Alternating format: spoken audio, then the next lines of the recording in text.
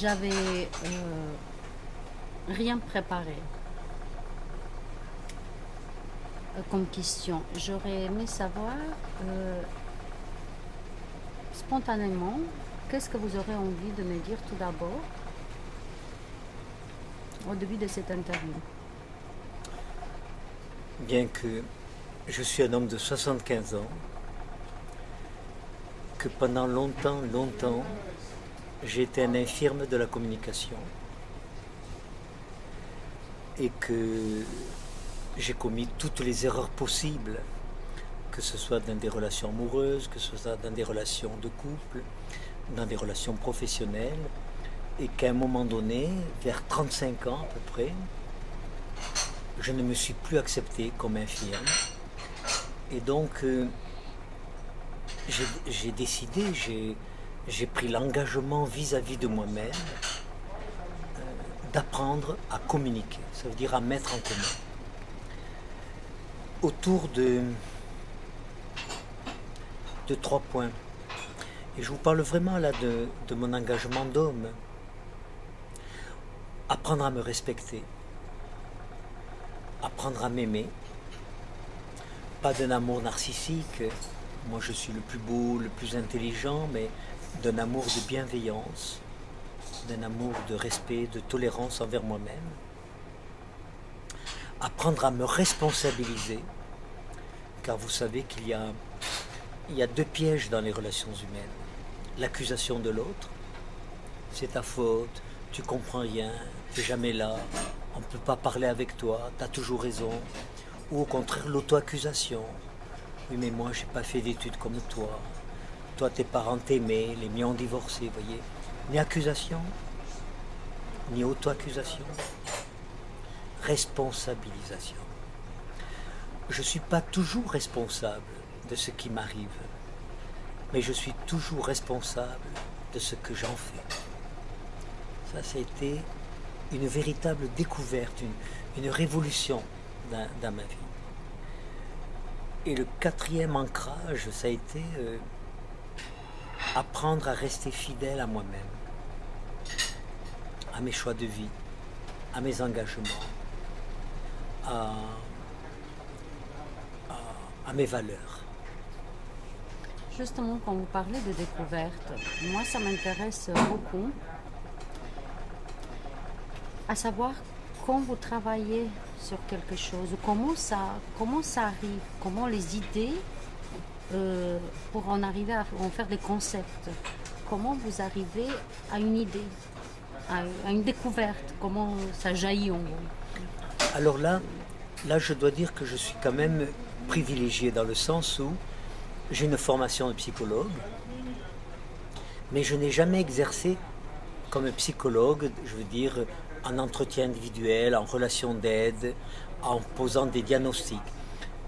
J'ai toujours travaillé comme formateur en relations humaines. Et donc, les concepts que j'ai inventés ou que j'ai trouvés, que j'ai formalisés à travers ce que j'appelle la méthode ESPER, ce n'est qu'au fond que le rassemblement d'un certain nombre d'observations. Ma secrétaire a vu sur mon ordinateur que j'ai formé, par exemple, 80 000 personnes en 40 ans. Ça fait 20 000 personnes par an, c'est pas beaucoup, mais ça fait une somme énorme d'exemples, de matériel. C'est pour ça que vous m'avez vu dans les stages.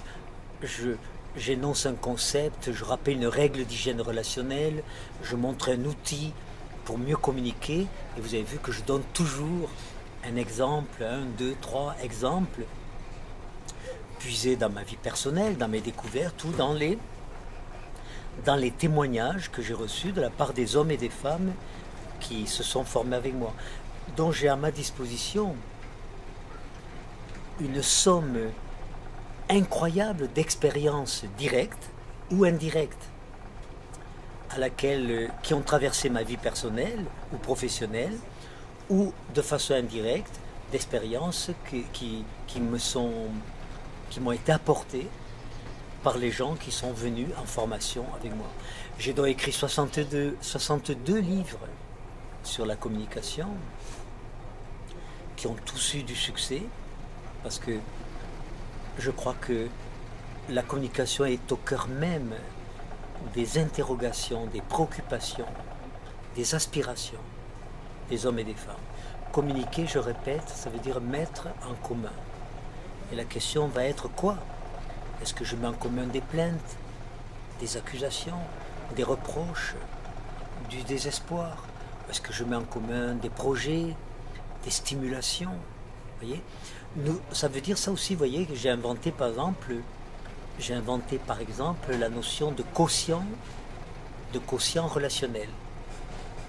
On connaissait le quotient intellectuel, le quotient émotionnel. Le quotient relationnel, c'est la capacité plus ou moins élevée de certaines personnes à proposer des relations de qualité, à proposer des relations stimulantes, à proposer des relations dans lesquelles chacun des protagonistes va grandir, va croître, va accéder au meilleur de lui-même. Ou au contraire, quotient relationnel bas, à proposer des relations infantilisantes, à développer des relations qui vont mettre l'autre mal à l'aise, qui vont être toxiques pour celui qui est en face de nous.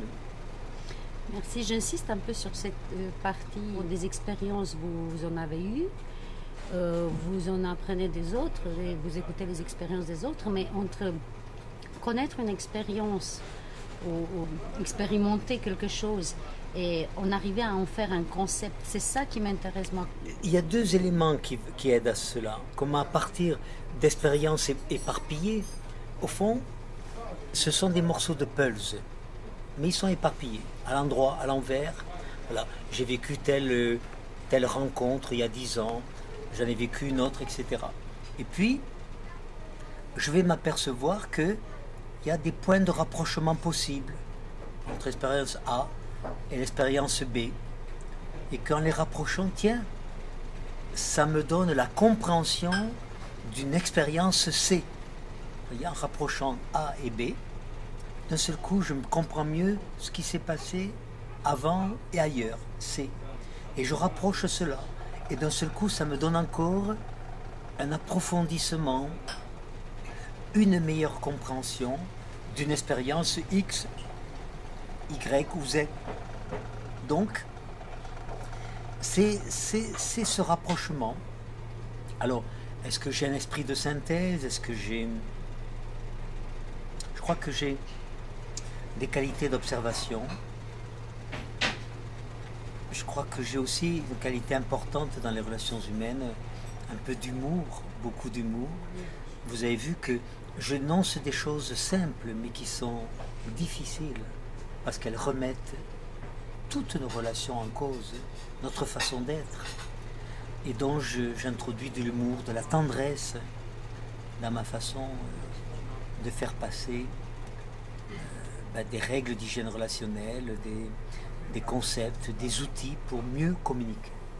Il y a une part de créativité aussi après pour nommer ces concepts, donc au-delà de l'esprit de la synthèse, j'imagine que vous avez une...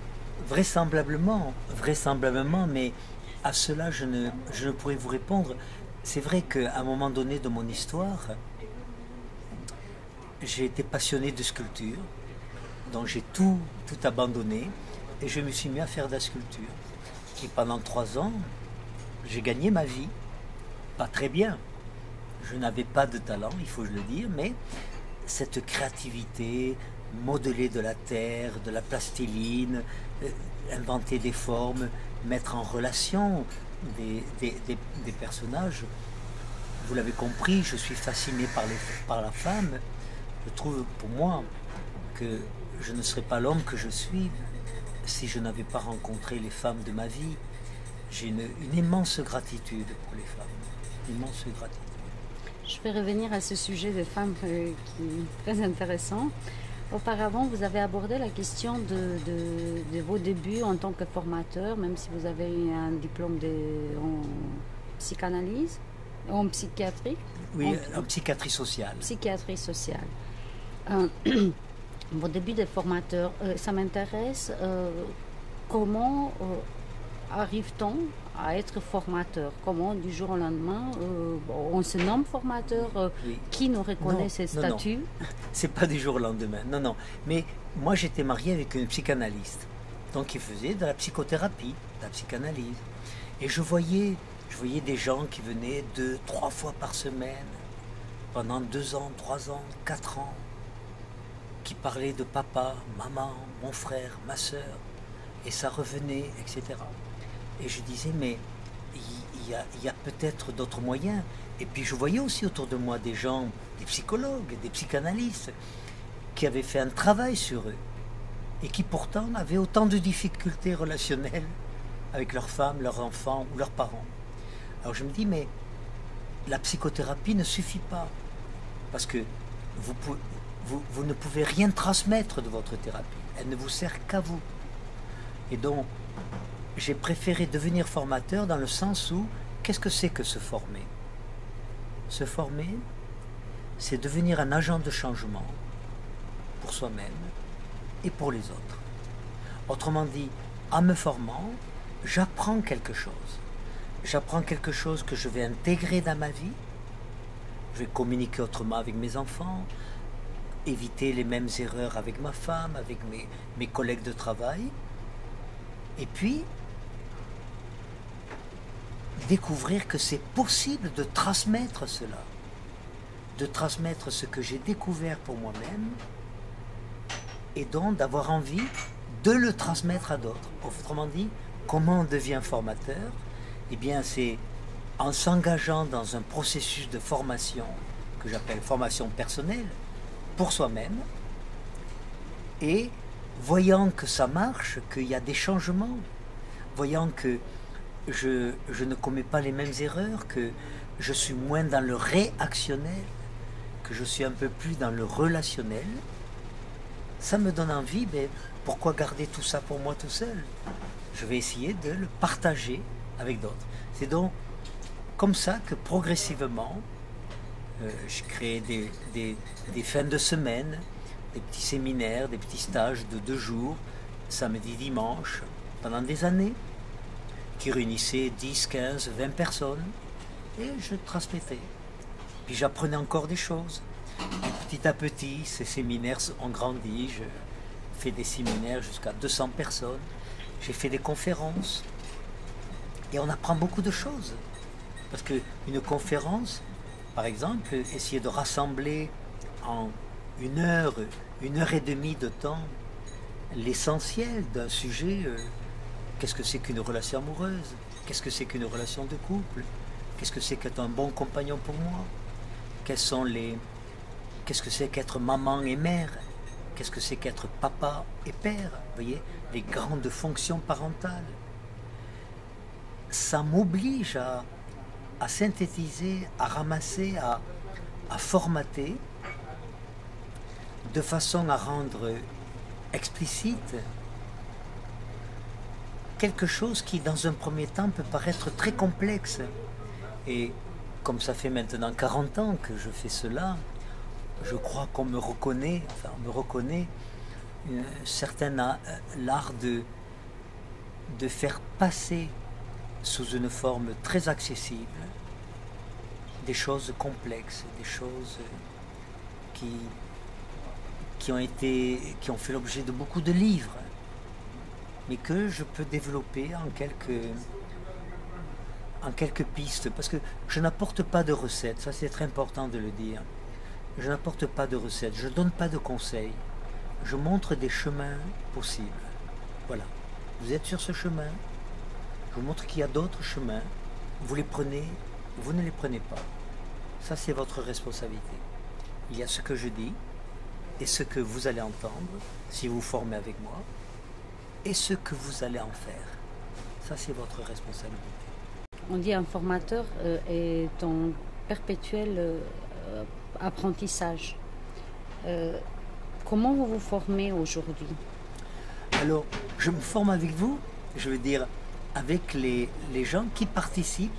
Là, par exemple, depuis 3 jours, j'ai appris une ou deux choses. J'ai entendu, tiens, Jusqu'à maintenant, je n'avais pas fait ce lien. Vous voyez, j'utilise un mot pour cela, établir des reliances. Ça veut dire entre un fait qui est ici, un fait qui est là, établir un pont, une passerelle qui va relier ces deux faits et qui va faire qu'ils prennent soudain nouveau. Voilà. Donc, je veux dire, le processus de formation, c'est une mise au monde permanente. On se met au monde en permanence.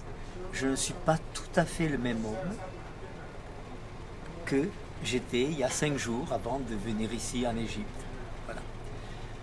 C'est pas un changement bouleversant, c'est pas. Mais je me suis enrichi, j'ai capté 2 ou 3 choses qui. Tiens, ça c'est intéressant, de l'approfondir. Voilà. Donc c'est un processus en permanence. Ce qui fait d'ailleurs que la méthode Esper, par exemple, que j'ai bien formaté en 1997, à travers un livre qui s'appelle Pour ne plus vivre sur la planète Terre, T-A-I-R-E, je fais un jeu de mots sur l'homonymie, eh bien, cette méthode, elle s'est déjà enrichie. Je pourrais presque écrire un 2e manuel. Alors bon, j'écris de toute façon à peu près 1,5 livre par an, dont cette méthode, elle s'enrichit en permanence, grâce aux stagiaires, j'ai envie de dire, aux découvertes. Comme un peu Freud, il enrichit entre ses premières découvertes dans les années 1900 et ce qu'il a découvert en 1913, en 1920, en 1937, 2 ans avant de mourir. Il y a toute une évolution. Il a même été amené à modifier ses concepts de départ. Vous voyez, il y a donc une inventivité permanente quand on est formateur et quand on est écrivain. À propos de l'écriture, puisqu'on aborde les sujets, j'aimerais bien savoir, je comprends qu'elle tient elle prend une grande partie de votre vie actuellement, de votre quotidien, et j'aimerais bien entendre une journée chez vous, classique, savoir comment ça se passe Voilà. depuis le réveil jusqu'au soir, quand vous ne faites pas de formation, quand vous êtes chez vous. Chez moi. Alors, d'abord dire que je vis seul. J'ai une compagne, mais qui vit sur un autre territoire, que je peux inviter chez moi, je vais chez elle. Donc. Mais quand, dans ma journée classique, c'est seul, donc je me lève, et j'ai 75 ans, le corps se fatigue à 75 ans, les muscles, donc je fais des exercices physiques. Je fais ce qu'on appelle des pompes, je fais 100 pompes par jour. Tous les matins. Tous les matins. Des exercices physiques, je respire et je prépare mon petit déjeuner. Bon, je suis végétarien poisson, donc je mange plutôt des légumes et du poisson. Donc le matin, je mange des fruits et du thé. Ensuite, je fais un temps de méditation. Pas entre 10 minutes et disons 20 minutes, une demi-heure maximum. Voilà.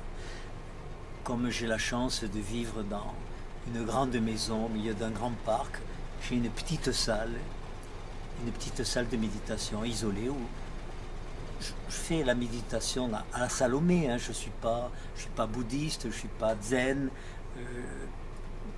J'ai inventé une forme à base de respiration, de centration, et ça me va bien. Ça, voilà.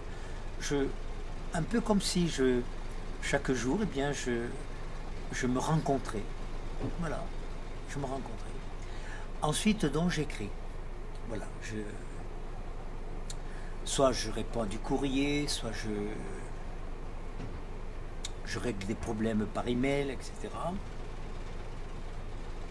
Et donc j'écris en permanence en fait. Hein, des petits bouts de papier, une idée arrive, il ne faut pas la laisser échapper. Parce que les idées, c'est comme des bulles de rosée. Si vous ne la captez pas, elle s'évapore et après, où elle est partie. Non, voilà. Et je mets des fois au propre. Il suffit d'ailleurs que j'ai écrit 4 lignes la veille, je relis ces 4 lignes, j'en rajoute 5. Et c'est comme ça que une page d'écriture peut naître comme ça par apports successifs. Ensuite, je fais le tour de mon jardin. Bon, j'ai un grand parc, je suis un grand planteur d'arbres. Eh bien, je rencontre chacun de mes arbres, là, donc j'enlève les branches mortes, je fais le tour comme ça. J'aime beaucoup. Voilà. Je mange vers 1 heure et pendant 2-3 heures, eh bien, comme je vis en Provence, dans le midi de la France, j'ai une terrasse et je m'excuse de le dire, je me mets tout nu sur ma terrasse et alors soit je rêve, soit je lis. Donc je lis tous les jours. C'est l'écriture et la lecture sont mes 2 grandes activités quand je suis chez moi. Je suis un passionné de lecture, je lis beaucoup. Je lis 2 ou 3 livres en même temps. Et donc vers 5 heures, 5h30, eh bien, soit alors, ça c'est la partie un peu publique, je peux recevoir des amis. Je donne des rendez-vous à ce moment-là, vous voyez, s'il y a des gens qui demandent, ou je continue à écrire et j'arrive au repas. La soirée, c'est très variable. Si je suis avec ma compagne, on vit la soirée ensemble. Si j'ai des invités, on discute. Si je suis seul, j'écoute de la musique. Je peux regarder aussi la télévision. J'aime beaucoup la télévision. Et je m'endors, je me couche, je m'endors vers minuit, 1 heure. Je dors très peu. Voilà, minuit, 1 heure, je me réveille à 5h30 le matin, vous voyez, j'ai 4h30, 5 heures de sommeil, ça me suffit. Parce que je tombe dans le sommeil d'un seul coup, je sors du sommeil, je suis réparé. De quoi rêvez-vous? Pardon? De quoi rêvez-vous? Le rêve. Ah, ça, les rêves, c'est tout un monde, les rêves. J'ai beaucoup de rêves que j'ai oubliés. Je ne me souviens pas au réveil, mais je sais que j'ai rêvé. Et puis des rêves donc qui reviennent à la surface et dont je vais découvrir plusieurs jours après qu'ils ont du sens. Et Freud disait que à travers les rêves, on va réaliser certains désirs impossibles, certains désirs inavouables même. Je suis comme tout le monde, j'ai ces rêves-là. Ce qui est curieux, c'est que je ne rêve pas beaucoup. Je suis père de 5 enfants. Je ne rêve pas beaucoup de mes enfants, mais mes enfants, ils sont dans la réalité. Je pense à eux. Je ne suis pas un père très envahissant qui téléphone, qui demande. Je peux appeler mes enfants, je ne sais pas moi, chaque 3 mois. Téléphone, où il m'appelle. Nous avons des relations très souples, très libres. Donc c'est des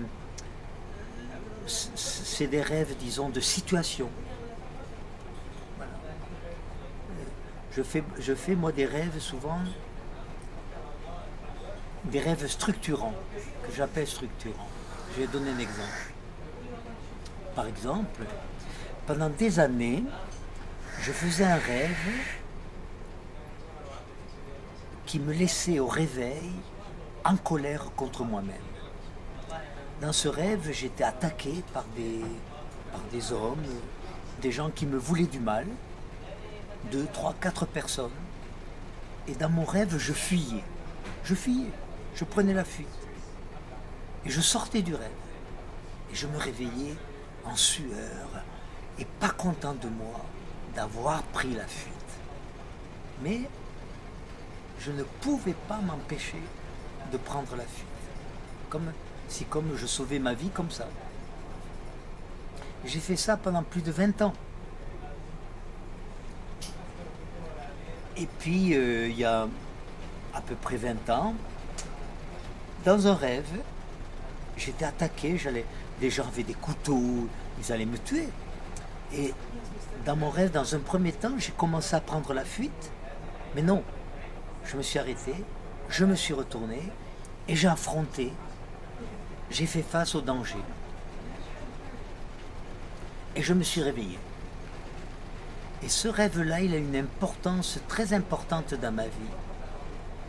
Que dans la réalité, face à des situations un peu difficiles, je prenais toujours la fuite. Je ne réglais pas le problème. Je prenais la fuite. Et depuis que j'ai fait ce rêve, j'affronte la situation. Même dans la réalité, je ne prends plus la fuite. J'appelle ça un rêve structurant. C'est un rêve qui va, c'est comme ça que je le vois, vous donner la force d'affronter quelque chose, ou de résoudre un problème, ou de faire face à une situation pénible, ou douloureuse, ou difficile, par exemple. On a abordé légèrement votre histoire, situation familiale. Donc vous avez une compagne qui, je comprends, vous ne vivez pas ensemble, c'est un choix. J'ai ce qu'on appelle une relation de rencontre. Voilà. Alors, c'est en deux temps. Hein. J'ai eu une compagne, après mon divorce, il y a 40 ans, j'ai une compagne avec qui j'ai une relation qui a duré 27 ans, presque 28 ans. Elle aurait voulu se marier, avoir donc ce que j'appelle une relation continue. Moi, je n'étais pas prêt. Moi, je lui propose ce que j'appelle une relation de rencontre. Fondée, c'est parmi les relations les plus difficiles à vivre. Parce qu'elles sont fondées sur le plaisir, le bien-être, le bon qu'on a à être ensemble. Pourquoi serait-il difficile? Il est bien plus facile, je ne sais pas, d'avoir une relation de rencontre qu'une relation de couple. Parce qu'une relation de couple, une relation continue, il faut gérer le quotidien. C'est difficile. Et les inconvénients du quotidien. Et l'usure. Et la répétition du quotidien. Et ça, c'est parfois terrible. C'est terrible. Et il y a... Parce que, restons quelques instants là-dessus. Dans une relation de couple, c'est le partage d'une double intimité. Intimité commune et partagée, intimité personnelle et réservée. Il y a des choses, ma chérie, que je vais vivre avec toi. Il y a des choses que tu vas vivre avec moi. Intimité commune et partagée. Intimité personnelle et réservée. Il y a des choses que je ne vivrai pas avec toi. Il y a des choses que tu ne vivras pas avec moi. Donc ça, et c'est la cohabitation harmonieuse de ces deux intimités qui va faire que on peut rester longtemps ensemble si chacun respecte l'intimité de l'autre. Et non pas où c'est que tu étais, qu'est-ce que tu faisais, qui c'est qui t'a téléphoné, pourquoi tu fais ça. Vous voyez, l'intrusion souvent du partenaire, et vous savez de quoi je parle, l'intrusion du partenaire dans l'intimité personnelle. C'est donc la cohabitation. Je reviens à votre situation à vous, sans vouloir être intrusive. Eh bien, ma situation à moi, c'est que je ne crois pas que c'est bon pour moi, une relation continue. Je me sens pas, je sens que ça me contraint, que ça me limite, que je perds une certaine liberté d'être. La liberté d'être, c'est pas la liberté de tout faire, mais de ne pas avoir de compte à rendre, de ne pas avoir de contrôle plus ou moins direct de la part de l'autre, etc. Donc, je crois que ma personnalité,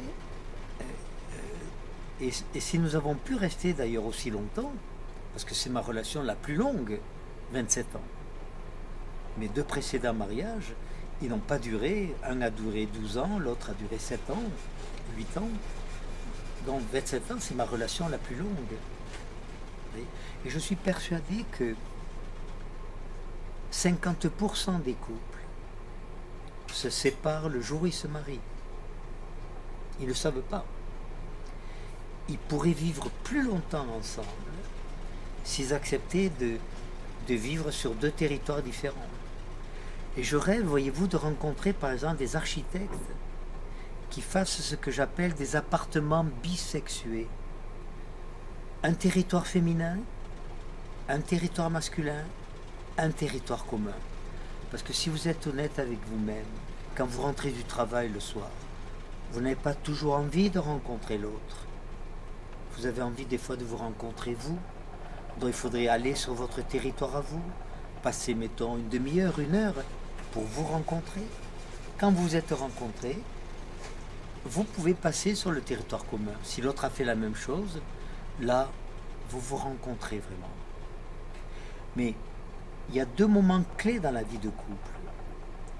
Les séparations du matin, les retrouvailles du soir. On se sépare trop vite. On ne prend pas le temps de se serrer dans les bras, de rester l'un contre l'autre, là, à respirer un petit peu, à faire le plein de la présence de l'autre. Pour partir, va se quitter pendant 8 heures. Et surtout le soir, prendre le temps de se rencontrer, de se retrouver, pour vivre cette seconde journée qu'est une soirée, et ensemble, alors qu'on a passé 8 heures, 9 heures sans se voir.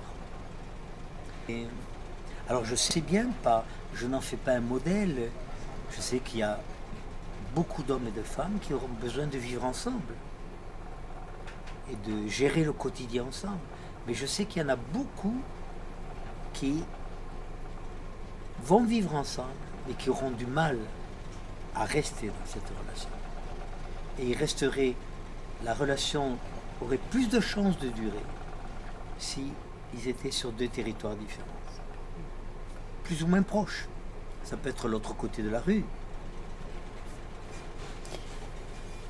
Toujours un peu de votre côté de famille, c'est une curiosité personnelle. Souvent dans vos stages, vous parlez donc vous avez 5 enfants, j'entends le nom de Bruno, Eric. Moins souvent, je parle le prénom de tous vos enfants et je ne sais pas si vous vous êtes déjà interrogé sur... Oui, bien sûr. Bien, il se trouve que dans cette session, j'ai cité beaucoup Eric et Bruno. Dans d'autres sessions, je cite davantage mes filles et d'autres me disent « Mais vous avez des garçons, vous n'en parlez pas. » C'est suivant les exemples, suivant que... mes 5 enfants ont été des enfants redoutables. Redoutables. Parce que je ne savais rien, j'étais un Cro-Magnon, un véritable Cro-Magnon, un homme préhistorique. Et c'est eux qui m'ont fait grandir. Mais chacune de mes filles m'a fait faire des découvertes incroyables. Les plus grandes leçons de psychologie, je ne les ai pas appris à l'université. Je ne les ai pas appris en faisant ma thèse, je les ai appris avec mes enfants.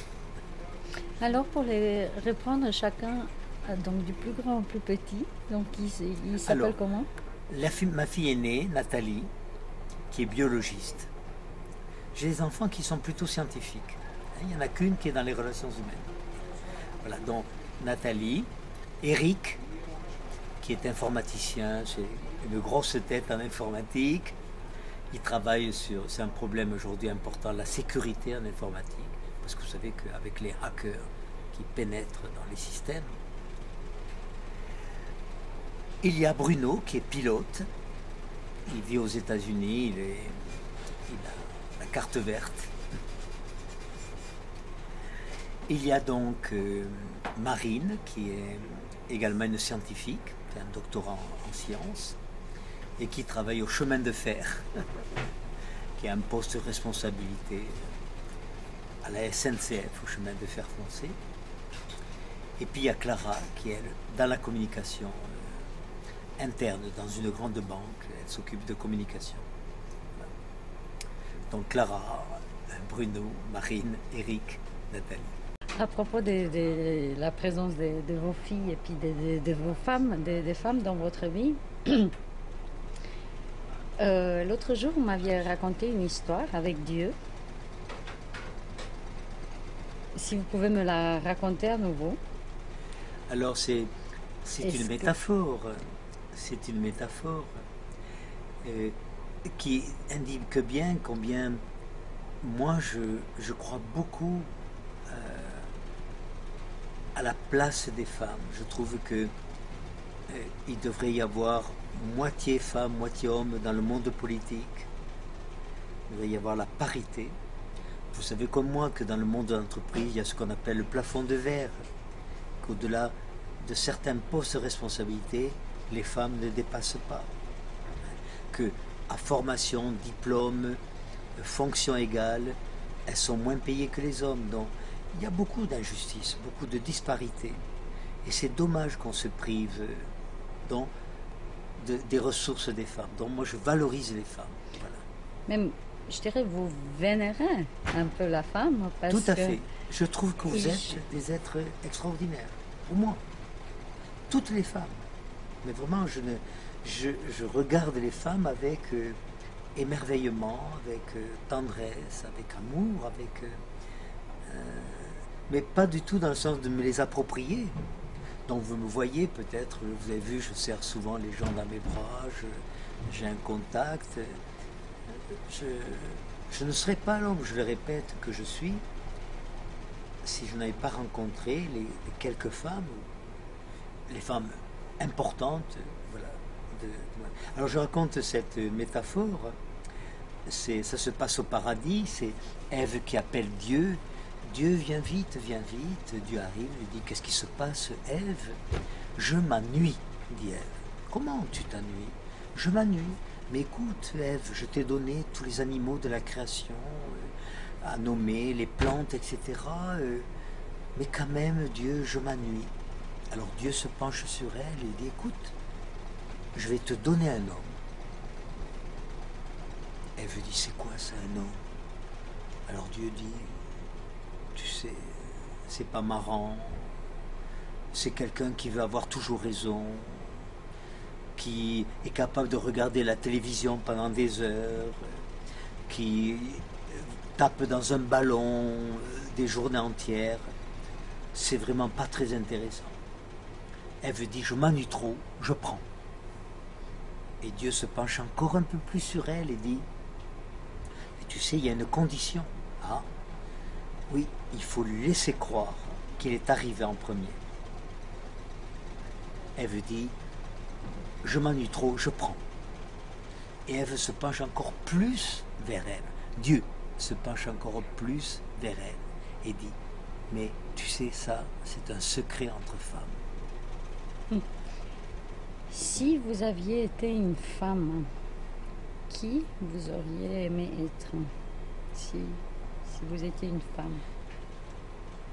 Eh bien, je vais prendre Simone Veil.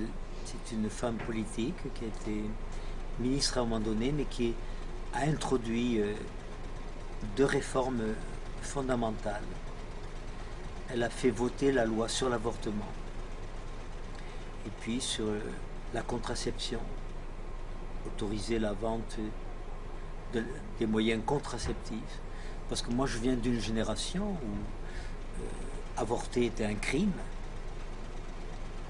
ce qui fait que beaucoup de femmes avortaient dans la clandestinité, dans des conditions sanitaires épouvantables, avec beaucoup d'infections des fois, etc. Et puis où la contraception était interdite. On était obligé d'aller acheter les moyens contraceptifs en Angleterre. C'était une dépendance terrible. Et donc, je trouve que cette femme, elle a fait beaucoup pour les femmes d'aujourd'hui.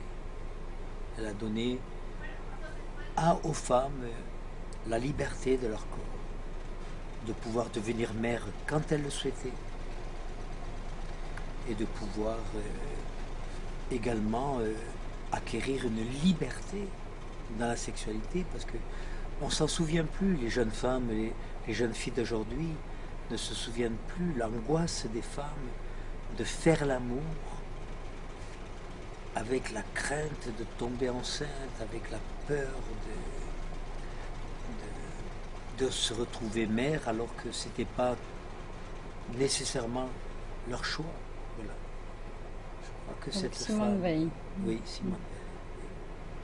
Bon, Simone Veil a une histoire incroyable. Elle a été déportée à Auschwitz, dans le camp de concentration. C'était d'origine juive. Et je crois à 14 ans. On a des photos d'elle. C'était une jeune fille magnifique. Magnifique. Elle a survécu. Je n'ose pas penser à qu'est-ce qui a dû se passer pour survivre. Je n'ose pas penser. Mais je crois que si elle a fait voter la loi sur l'avortement, peut-être que c'est lié à son histoire, mais respectons. Revenons un peu à vous. Je sais que récemment vous avez sorti un livre en France, ou je ne sais pas, c'est par rapport au milieu du travail. Je ne sais pas, c'est très récent. Et c'est il y a quelques années, peut-être 10, 12 ans, je n'ai pas les dates en tête, je n'ai pas noté. Vous avez sorti un autre livre, le premier livre qui parlait de vivre heureux. Oui. Voilà. Et là, au travail, et là, c'est comment survivre, le manuel de survie. Voilà. Comment expliquez-vous ces décalages des titres, je dirais, durant cette période? Un premier livre, effectivement, il y a une dizaine d'années, Oser travailler heureux. Je l'ai écrit en collaboration avec un chef d'entreprise qui donnait des cours aussi à l'école supérieure de commerce pour montrer que c'est possible de travailler heureux. Parce que travailler 8 heures par jour, c'est vendre 8 heures de sa vie par jour. Et que la question la plus importante, c'est pas combien je la vends, même si la question du salaire est importante, mais c'est comment je la vends. Et sur le plan du comment, je crois qu'on la vend mal, avec beaucoup de tension, de souffrance. Donc ce premier livre était un peu une sorte d'ouverture, de proposition dynamique, stimulante pour découvrir qu'on peut travailler en étant heureux. Et puis effectivement, l'année dernière, j'ai fait paraître un autre livre qui s'appelle Manuel de survie dans le monde du travail. Et c'est vrai qu'en 10 ans, les conditions de travail se sont détériorées. La crise, la délocalisation, ça veut dire qu'on a mis beaucoup de gens au chômage, ce qui fait qu'il y a aujourd'hui une insécurité. Dans la génération de mes parents, on rentrait à 18 ans dans une entreprise, on passait toute sa vie dans cette entreprise, pratiquement. On exerçait le même métier. D'aujourd'hui, il y a une véritable insécurité dans le monde du travail. Aucun salarié aujourd'hui ne sait que si l'année prochaine, dans 2 ans, dans 3 ans, dans 4 ans, il sera toujours dans cette entreprise et s'il aura du travail. Donc il y a une angoisse. Il y a également, et ça peu de gens le pressentent, il y a ce qu'on appelle la disparition des métiers. On exerce aujourd'hui des fonctions. Vous êtes ingénieur en pétrochimie, vous n'allez pas exercer comme ingénieur. Vous allez exercer comme par exemple chef du marketing, responsable, ou magasinier en chef, ou directeur technique. Vous voyez, le métier a été remplacé par la fonction. Ce qui fait que aujourd'hui, vous n'avez rien à transmettre. Quand vous aviez un métier, vous aviez du plaisir à le transmettre, d'abord à bien l'exercer. Le plaisir du travail bien fait. À le transmettre à un apprenti que vous alliez former, un jeune qui arrivait dans votre entreprise, pendant 2, 3, 4 ans, vous le formiez, il allait devenir à son tour. Aujourd'hui, la fonction responsable du marketing, chef de rayon à la parfumerie, dans une grande surface, vous n'avez rien à transmettre. Sinon, qu'il faut prendre les commandes de cette façon, qu'il faut veiller à l'approvisionnement des rayons, etc. Donc, il y a une dévalorisation du métier. Alors aujourd'hui, qu'est-ce qui fait qu'il y a beaucoup de tensions, qu'il y a beaucoup de violence, j'ai envie de dire, de souffrance dans le monde du travail? D'une part, l'insécurité, la disparition des métiers, et puis la notion de rendement. Par rapport à un nouveau Dieu qui a surgi, le Dieu profit, faire le plus de bénéfices. Et dont les rapports de force se sont modifiés. Il y a beaucoup de rapports de domination, de soumission. Vous savez qu'une relation vivante, c'est une relation dans laquelle il y a alternance des positions d'influence. Si c'est toujours le même qui a l'influence, celui-là se sent humilié, se sent en souffrance, en porte-à-faux. Alors qu'est-ce qui fait que j'ai écrit ce livre, Manuel de survie dans le monde du travail? C'est pour toutes ces raisons. Et puis un jour, je suis allé faire une conférence à Strasbourg, puis dans la rue, j'ai vu un panneau avec une phrase de Darwin, Charles Darwin, 1859, qui disait « Ce ne sont pas les espèces les plus fortes, ce ne sont pas les espèces les plus intelligentes qui ont survécu, ce sont les espèces qui ont su s'adapter, qui ont su s'adapter. » Eh bien, c'est exactement ce qui se passe aujourd'hui dans le monde du travail. Il faut que les travailleurs, quel que soit le poste que vous occupez, que vous soyez PDG, chef de département, responsable ouvrier, concierge, responsable de la chaufferie, femme de ménage, vous devez vous adapter à la mutation rapide qu'il y a dans les entreprises. Je n'ai pas lu les livres, mais s'il y avait quelques enseignements, quelques outils pour s'adapter, alors il serait lequel? Alors s'adapter, ça ne veut pas dire se soumettre. Non, ça veut dire faire face, se situer, se positionner, ne pas laisser l'autre parler sur nous, l'inviter à parler de lui par rapport à ce qu'il a ressenti. Au lieu de nous traiter d'incapables, de fumistes, d'irresponsables, qu'il nous parle de lui. Je suis déçu, je suis en difficulté, j'ai du mal à accepter que vous arriviez en retard ou que vous n'ayez pas donné suite avec ce client à la commande qui était en cours. On l'a perdu, etc. Donc, c'est se positionner. C'est apprendre à se définir, apprendre à favoriser la communication directe et non pas la communication indirecte, ce qui est un véritable cancer dans les entreprises. Ça donne à des rumeurs. Si j'ai quelque chose à dire et que c'est à vous que je dois le dire, je vais vous le dire à vous et non pas à quelqu'un d'autre en disant « tu sais, elle est ceci, elle est cela, etc. » Communication directe et non pas communication indirecte. Donc, etc. La mise en place d'un certain nombre de règles d'hygiène relationnelle pour être bien avec moi dans l'entreprise, être bien avec mes collègues, être bien dans la hiérarchie et donc mieux fonctionner. Et cette notion d'adaptation, elle va devenir de plus en plus importante.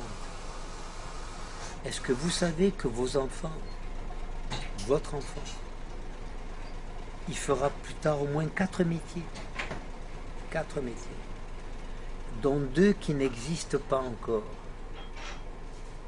dont 2 qui n'existent pas encore. Quand j'ai fait mes enfants, l'informatique n'existait pas. J'ai 2 enfants qui travaillent dans l'informatique. Vous voyez? Dans cette Pensez-vous que ça va continuer aussi vite? Ah oui. Ou alors on est arrivé dans une période où les choses se tempèrent, je dirais, se calment, et qu'on revienne un peu aux sources traditionnelles. Je ne crois pas que ça se calme. Non, non, non, non. Je crois que, vous savez, si je prends l'exemple de ma mère, elle est morte à 79 ans. Cette femme est passée de la chandelle, de la bougie, à l'ordinateur. Dans une seule existence. Dans l'histoire de l'humanité, jamais, jamais l'homme n'avait été confronté à des changements aussi incroyables. Elle me disait, j'apprenais mes devoirs à 9 ans à la lueur d'une bougie. J'apprenais les fables de La Fontaine ou mes leçons. Sur la fin de sa vie, mon frère lui avait offert un petit ordinateur. Elle cliquait sur l'ordinateur. Voilà. Et ce n'est qu'un exemple, là, du siècle précédent. Donc, ça va s'accélérer encore. Ça va s'accélérer et ça va nous demander, autrement dit, vous savez qu'à nos 5 sens habituels, la vue, l'odorat, le toucher, l'audition, etc., il va falloir ajouter au moins 3 autres sens. S'étonner, garder une capacité à s'étonner, s'émerveiller et accepter le changement. Que rien n'est acquis, que tout est relatif. Rien n'est acquis, y compris votre amour si vous êtes marié avec moi. Je ne sais pas la durée de vie de votre amour. Vous ne savez pas la durée de vie de mon amour si c'est moi qui vous aime et qui vis avec vous. Vous voyez, il y a 1 siècle et demi, la durée moyenne de vie conjugale, 14 ans et demi. D'un couple qui se mariait à 20 ans, il savait qu'à 35 ans, un des deux avait disparu. Ce qui fait qu'il y avait beaucoup de couples recomposés, plus que de couples aujourd'hui. Aujourd'hui, il y a beaucoup de couples recomposés, mais parce qu'ils se sont séparés. Autrefois, ils ne se séparaient pas, on restait ensemble, mais l'un des deux disparaissait. Donc un veuf avec 3 enfants se mariait 9 fois sur 10 avec une veuve qui avait également 2 ou 3 enfants, qui faisait une nouvelle famille de 7 enfants, etc. Depuis que je suis cette formation, espère, j'ai réalisé en fait que ce que je sais, ça ne m'intéresse plus. C'est ce que je sens, ce que je ressens, ça m'intéresse. En chaque seconde de ma vie, à chaque instant, c'est ce que je sens, ce que je ressens en fait. Et je me suis dit, je ressens ça, je goûte ça, j'entends ça. C'est par rapport à mes 5 sens que je définis ma position. Et j'ai lié ça avec la méthode qui met un peu en avant ces 5 sens. Et je voulais avoir votre position par rapport à ça. Quel est le rapport entre la méthode et les 5 sens qu'on a, nous? Comment elle les développe, elle les met pour parler des 3 autres? Eh bien, déjà, rappelez que nous sommes des êtres de relation, fondamentalement. On ne peut pas ne pas communiquer. Même quelqu'un de très silencieux, il communique, mais avec ses autres sens, le regard, le toucher, les vibrations, l'odeur, etc. Donc nous sommes fondamentalement des êtres de relation. Deuxièmement, il faut dénoncer cet immense scandale que dans aucun pays au monde, on ne nous apprend à communiquer. Nous sommes des infirmes. On nous apprend à se laver les dents, à se peigner, à se laver les mains, à se nettoyer les ongles, plein de choses. On ne nous apprend pas à mettre en commun. Donc, vous savez mon combat, je souhaite qu'on apprenne la communication à l'école comme une discipline à part entière, comme le calcul, l'histoire, la géographie, le roumain, le français, l'anglais, comme une matière à part entière. Donc, la méthode ESPER, c'est vrai, a tendance à valoriser le ressenti. Autrement dit, pas ce qu'on pense, pas nos connaissances. En français, connaissance écrit un seul mot, mais valorise la connaissance. C-O, trait d'union. Naître avec. Naître avec. Et non pas savoir des choses sur l'autre. J'irai plus loin avec vous si j'accède à votre ressenti que si je sais, par exemple, que vous n'aimez pas ceci, vous n'aimez pas cela, ou que vous avez fait ceci, vous avez fait cela. C'est pas ce que vous avez fait qui est important. C'est pas ce que vous avez dit, c'est qu'est-ce que vous ressentiez, qu'est-ce que vous viviez, vous voyez ici, quand vous viviez cela, ou vous faisiez cela. Votre projet de enseigner la communication à l'école, où en êtes-vous de ce projet d'abord? Et puis, deuxième question que j'ai envie d'enchaîner avec, c'est quel est votre futur projet concret? Alors pour mon projet d'enseigner la communication à l'école, je le dis avec beaucoup de simplicité, ça ne passe pas, ça n'arrive pas au ministère de l'Éducation nationale, aux personnes décisionnelles. Il n'y a pas une réelle volonté d'apprendre la communication. Il y a même beaucoup de résistance ou de sabotage. Et pourtant, j'ai été décoré. J'ai une décoration par 2 ministres de l'Éducation nationale, 2 présidents de la République, en remerciement pour mes travaux sur la communication à l'école, etc. Mais ça ne se traduit pas dans les faits. Comment expliquez-vous cela? J'imagine que vous avez essayé de vous tout donner. J'explique ça pour plusieurs raisons. D'abord, introduire un enseignement de la communication, c'est bouleverser toutes les relations. C'est changer de regard, c'est changer de dynamique, c'est abandonner un certain nombre de croyances qui sont erronées, mais derrière lesquelles on se cache et qu'on met en avant.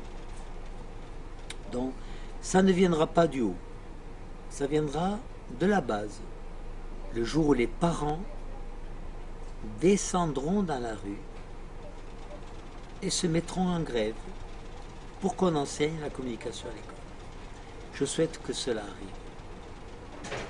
Et par rapport à votre futur projet? Alors, mes futurs projets, j'en ai beaucoup. Je souhaiterais réaliser... Je trouve que la télévision est un outil formidable. Mal utilisé.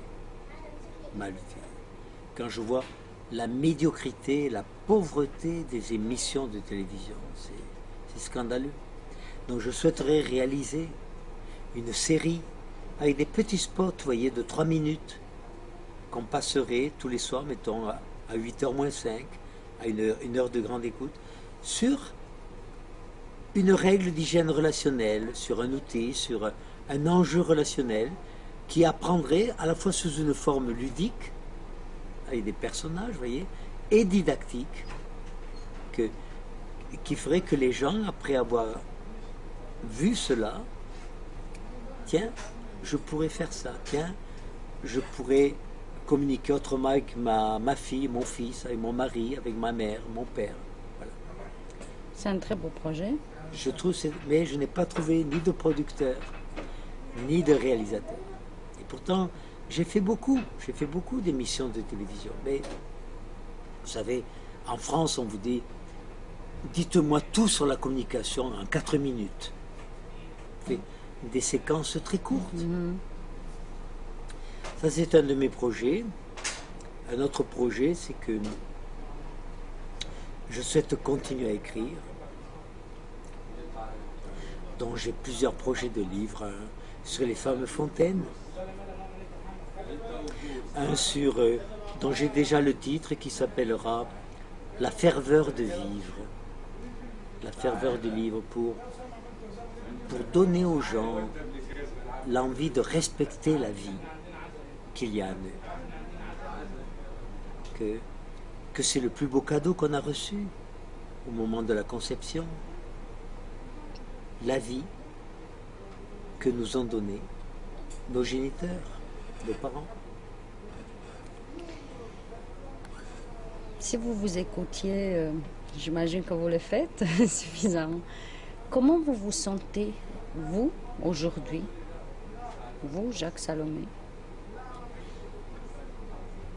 J'ai presque honte de le dire, je me sens un homme comblé, vraiment comblé. Je m'aperçois, je viens de très loin, j'ai une enfance difficile, une enfance douloureuse. J'étais malade, j'ai passé 5 ans de ma vie couché dans le plâtre, j'étais maladroit dans mes relations. J'ai fait beaucoup de chemin et j'ai réalisé beaucoup de mes rêves. Que ce soit en termes d'écriture, j'ai 5 enfants, je suis le père de 5 enfants. Je trouve qu'ils construisent leur vie. Je vis dans une maison magnifique, j'ai pas de dette, je ne dois rien à personne. J'ai un peu mal au genou de temps en temps, qui fait que je marche parfois avec une canne, mais ça va, j'ai 75 ans, je me sens vivant, je suis amoureux, je reçois de l'amour, j'ai une vie sexuelle satisfaisante, pleine. Je m'étonne, je croyais que quand on vieillissait, bien que le désir disparaissait, mais non, il est toujours là. Ça m'étonne encore, qu'est-ce que je peux dire encore? Je le dis avec santé, un peu de pudeur, je me sens privilégié. Je me sens privilégié, je n'ai pas de problème financier, je gagne bien ma vie avec les milliers de livres qui sont vendus. Je suis traduit en 33 langues. En 33 langues. Alors voilà, j'ai des rêves et ils approchent. Je vais en réaliser encore quelques-uns. Et puis, et ça c'est une croyance profonde chez moi, je crois que la vie n'est qu'une succession de naissances. Nous passons notre vie à nous mettre au monde. Et je crois que j'ai encore quelques naissances qui vont venir. Ma question c'était, oui, vous êtes un homme comblé, ça se sent, ça se voit.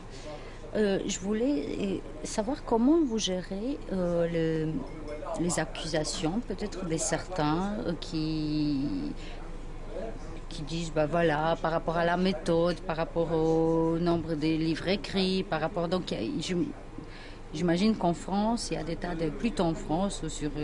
Comment vous gérez ça? Alors, je vais vous le dire, je ne le gère pas. Moi, je considère qu'une relation a deux bouts.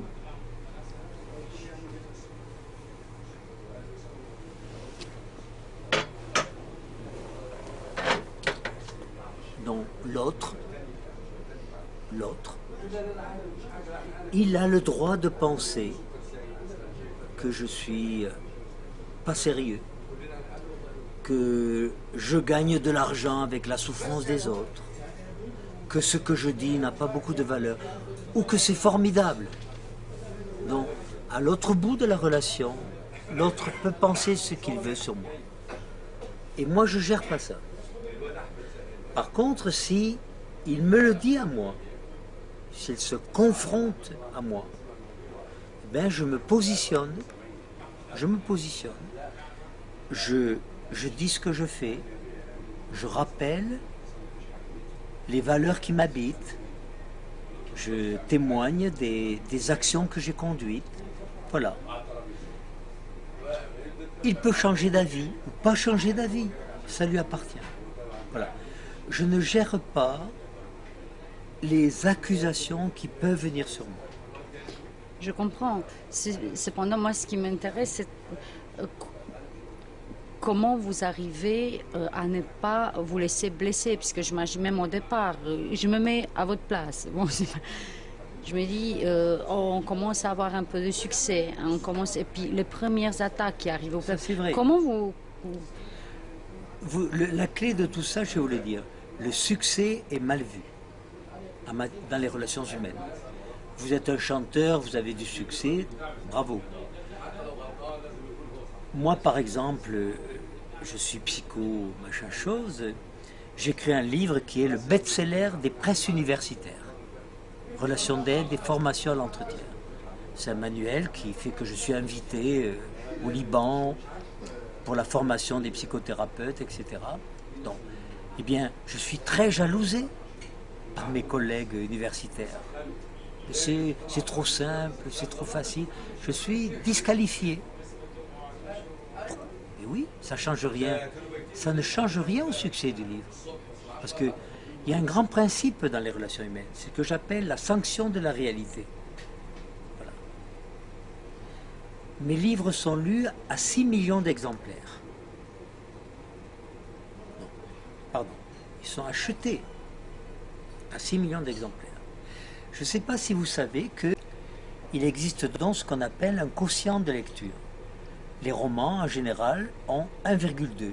Vous tirez 10 000 exemplaires, vous avez 12 000 lecteurs. Bibliothèques, les prêts, etc. Voilà. Il y a eu une enquête au Canada et on a découvert que moi j'avais un quotient de lecture de 4,6. Dont 6 millions d'exemplaires multipliés par 4,6, ça fait plus de 25 millions de lecteurs. C'est énorme. C'est énorme. Je parle en langue française. C'est énorme. Donc j'ai touché à peu près. Plus ou moins. Plus ou moins. Il y a des gens qui m'écrivent « J'ai lu Le courage d'être soi, ça a changé ma vie. » Ou j'ai lu « Papa, maman, écoutez-moi vraiment. » J'ai compris tout ce que je faisais comme erreur avec mes enfants. Vous voyez, des véritables révolutions. Ou pas. Je vous ai demandé comment vous gériez les accusations des autres et justement maintenant comment vous gérez ce succès parce que vous êtes quelqu'un d'humble, de modeste, de très humain. Comment vous faites ça avec les succès que vous avez? J'ai pas de réponse. Je crois que comme je viens d'un milieu humble, ma mère a fait des ménages toute sa vie. Des ménages pour nous tenir à l'école, mon frère et moi, comme elle disait, pour qu'on devienne quelqu'un. Et je crois que j'ai gardé cela, donc j'ai pas besoin de... Je vis très confortablement et je vis très simplement. Je n'ai pas 3 voitures. J'ai 2 voitures parce que je vis à la campagne. Donc si j'ai une panne, je ne peux plus me déplacer. Donc j'ai toujours une petite voiture de secours. Voilà, pour dépanner l'autre. Ça m'arrive parfois. Heureusement que j'ai une seconde voiture. Mais voyez-vous, je n'ai pas un yacht, je n'ai pas un chalet à la montagne, etc. Je vis de façon très simple. Ça, je crois que ça vient de mes origines. Je crois, je vais le dire de cette façon, que je n'ai pas trahi mes origines.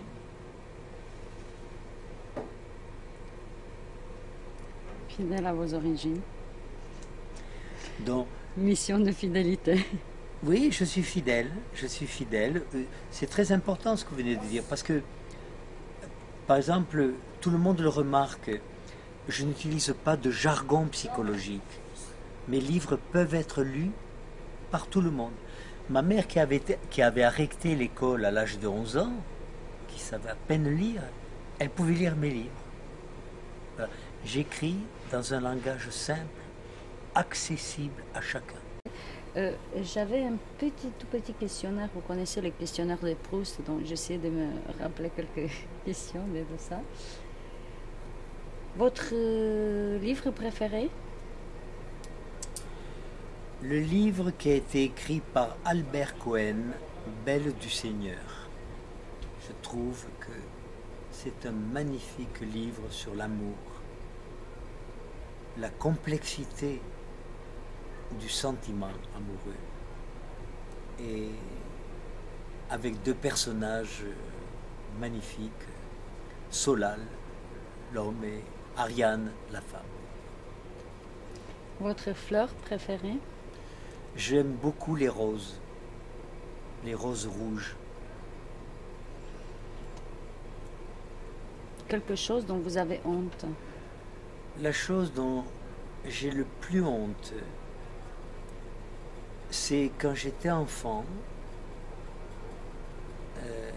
un garçon plus grand que moi m'a menacé de me frapper, de me faire mal, si je ne m'excusais pas de quelque chose que je n'avais pas fait.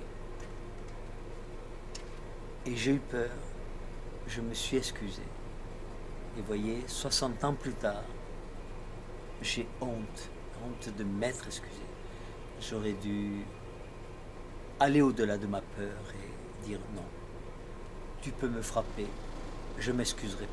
Mais c'est pas ce que j'ai fait. Et je garde, voyez, ça comme une honte. Au fond, de ne pas m'être respecté. Dernier livre, on parlait des livres. Dernier livre que vous avez lu? Le dernier livre que j'ai lu, c'est un livre écrit par un Américain qui s'appelle Journal d'une femme adultère. Journal d'une femme adultère. Je ne pense pas que c'est un livre très connu, mais je crois qu'il a eu un gros tirage en Amérique. Et c'est un livre étonnant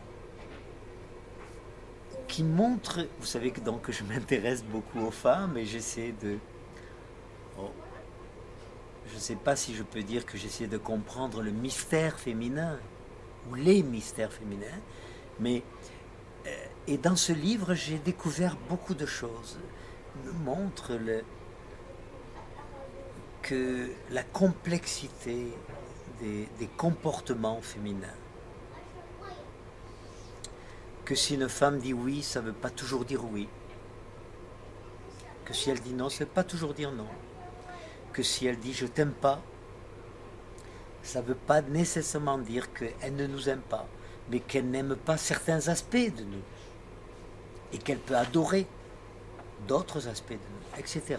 C'est quoi le bonheur pour vous? Pour moi, le premier pas vers le bonheur, c'est d'arrêter de se rendre malheureux.